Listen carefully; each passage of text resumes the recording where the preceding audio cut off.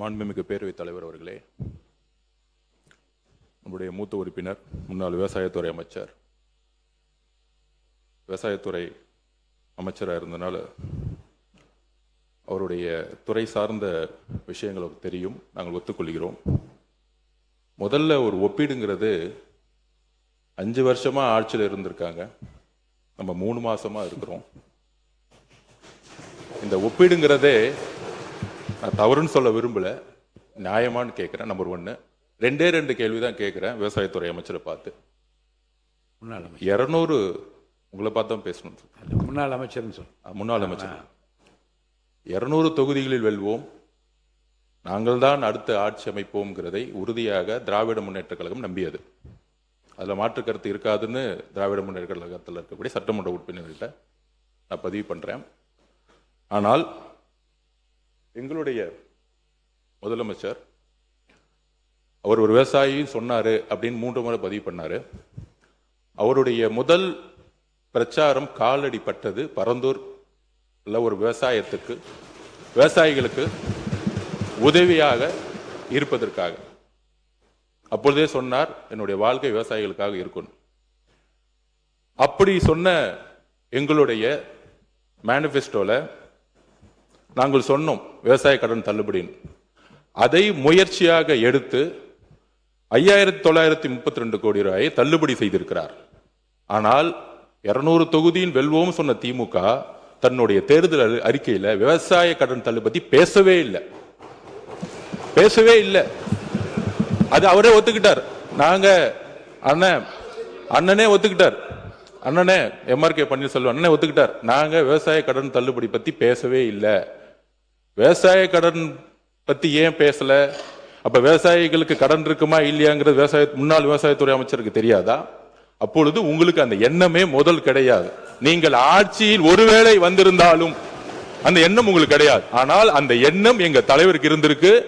ஒன்னே ஒன்னு இந்த அவையில பதிவு பண்றேன், அவர் சொல்லல செயல்படக்கூடியவர் எங்கள் தலைவர். சொன்னால் செய்வார். நம்பர் 1.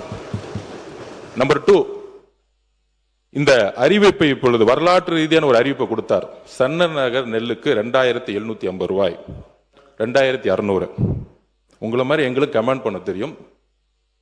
சபாநாயகர்களே, இதை நீங்கள் மரபுப்படி அவங்களும் நடந்துக்கணும் நாங்கள் கேட்டுக்கிறோம். ஏன்னா எங்களோட உறுப்பினர்கள் மரபுப்படி இருக்கிறாங்க.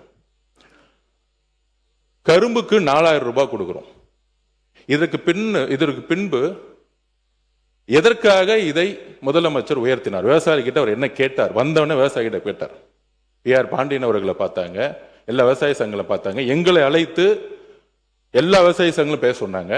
உடனடியாக ஏன் அந்த அறிவிப்பு கொடுத்தாருன்னா, நம்மளுடைய உணவுத்துறை முன்னாள் முறைத்துறை அமைச்சர் சொன்னார், நமக்கெல்லாம் ஒரு மனசாட்சின்னு ஒன்று இருக்கணும். இது வரைக்கும் நம்ம இங்க இருக்கக்கூடிய இல்ல அவரோ ரேஷன் கடையில இருந்து அரிசி வாங்கி நம்ம வீட்டில் சாப்பிட்டு இருப்போமா? மக்களுடைய பிரச்சனை இது, உண்மையான மக்களுடைய பிரச்சனை.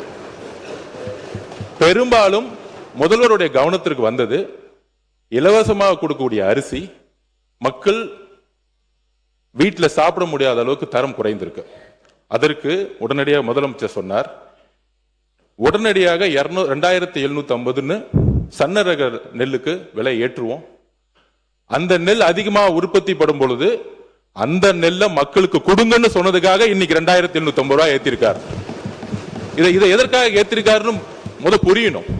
உணவுத்துறையில இப்ப இருக்க அரிசியோட நல்ல குவாலிட்டியான அரிசி கொடுக்கணும், சன்னரக அரிசி கொடுக்கறதுக்காக இந்த ஸ்கீமை கொண்டு வந்திருக்கார். நம்பர் 1. 4000 ரூபாய் எதற்காக கரும்புக்கு ஏற்றிருக்கார் அப்படின்னா, விவசாயத்துறை அமைச்சர் சொல்லணும், முன்னாள் விவசாயத்துறை அமைச்சர் அண்ணன் சொல்லணும், கரும்போடைய ஏக்கர் பரப்பளவு இந்த 5 வருஷத்துல, கடந்த 5 வருஷத்துல எத்தனை லட்சம் ஏக்கர்ல இருந்து எத்தனை லட்சம் ஏக்கர் குறைஞ்சிருக்கு. குறிப்பாக வட மாவட்டத்தில் இருக்கக்கூடிய அமைச்சர் இங்க இருக்கு, முன்னாள் அமைச்சர் வேலுன்னு இருக்கிறாரு.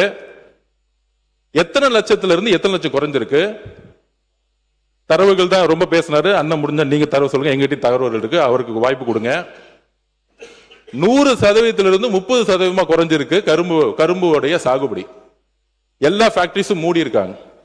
தமிழ்நாட்டிற்கு தேவையான சர்க்கரை அளவு இதே மாதிரி நம்மளுடைய விவசாயிகள் கரும்பு பயிர் நாளைக்கு மகாராஷ்டிரால இருந்து இறக்குமதி பண்ணக்கூடிய நிலைமை வரும். இன்றைக்கு மகாராஷ்டிரால இருந்து வந்துட்டு இருக்கு.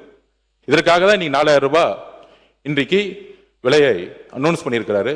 சோ கரும்போடைய உற்பத்தியே கடந்த 5 வருடத்தில் 70% குறைஞ்சிருக்கு, ஆலைகள் மூடப்பட்டிருக்கு.